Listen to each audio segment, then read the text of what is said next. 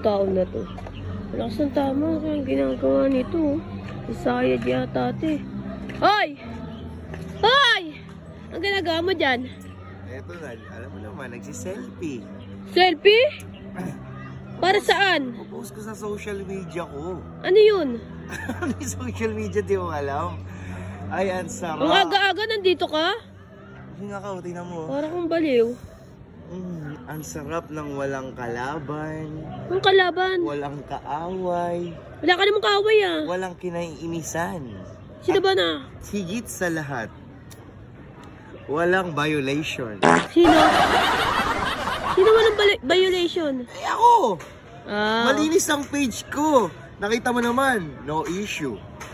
No issue and violation at no restriction. Nagkape ka lang, nagkaganyan ka na? Parang alam ko yung mga sinasabi mo na yan ah. Patama kay ano yun ah. Kaya, wag ka magbabanggit. Wag na wag ka Banggitin ko kaya? Wag na wag ka magbabanggit ng pangalan at wag mong babanggitin. Baka sumikat pa kasi. At wag na wag mo sasabihin ang pangalan ni Rendon. Tandaan mo yan. Oh, ba't sinabi mo? Sinabi ko ba? Oo. Sorry. Medyo natatouch lang kasi ako kasi sasabihin ko na yung totoo sa'yo, paprangkay na. Ano? Sa dami-dami ng kaaway niya kasi, pati si Meta, kaaway niya. Alam mo naman, dapat kasi, Rendon Labading. Oh, ba't nagbigkas ka na ng pangalan? Tayong mga vlogger, social media influencer, dapat hindi tayo nakikipag-away. Tama. Dapat good vibes lang lahat ng ina-upload sa social media. Kasi pinapasahod tayo ni Meta, pinapasahod tayo ni Google AdSense. Kailangan yung ilalagay na promotion naman doon. Maganda, goods ka advertise.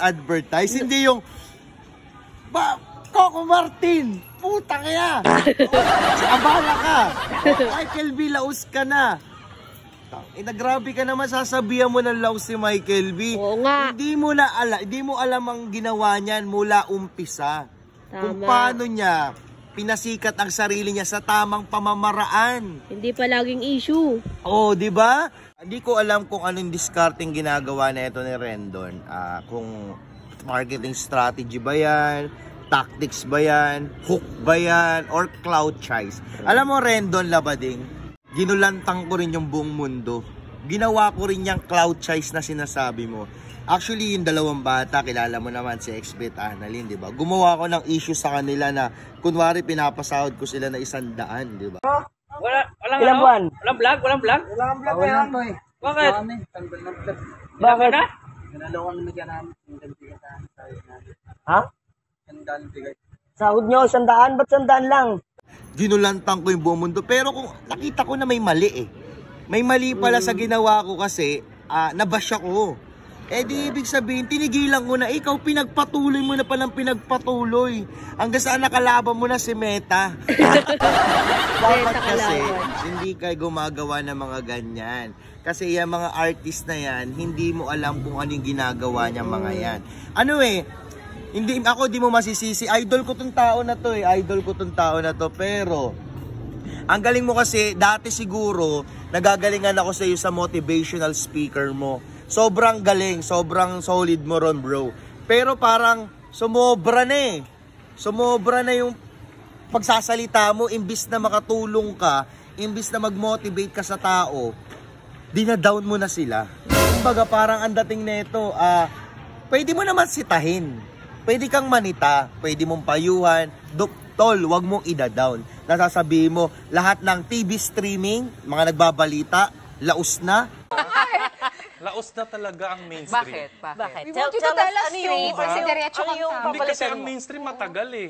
Matagal kayong gumawa, nagsushooting pa kayo. Eh, ang influencer kasi, nagpapakatotoo kami kung sino kami, pinapakita lang namin eh. Diba sabi niya yan, laos na, si Michael B, laos na, sila Coco Martin, abala bro, hindi mo alam yung ginagawa ng tao bro. Kaya, maging aral sa'yo, maging lesson sa'yo yan na pagtanggal sa social media sa'yo. Pati Google niya, pati YouTube niya na si Bak. Kaya sa susunod sana, maging motivate ka na lang. Huwag mo nang pakilaman yung mga artista. Yun lang ang mapapayo ko sa inyo. Kaya sa mga bashers, sa mga comment section, mag-comment kayo dyan kung ano maipapayo nyo kay Rendon Labrador. Ayan o, doon ka na, uwi ka na ron. Tara na, umuwi na tayo. Alam mo naman ako, no violation. Ano naman yun, oh? Selfie pa Tara ako na, eh. huwag ka na mag-selfie. Hi guys. Oo, tara na nga eh. Kakain na tayo. Sige na, mamaya na lang guys ha. Ayan, tara.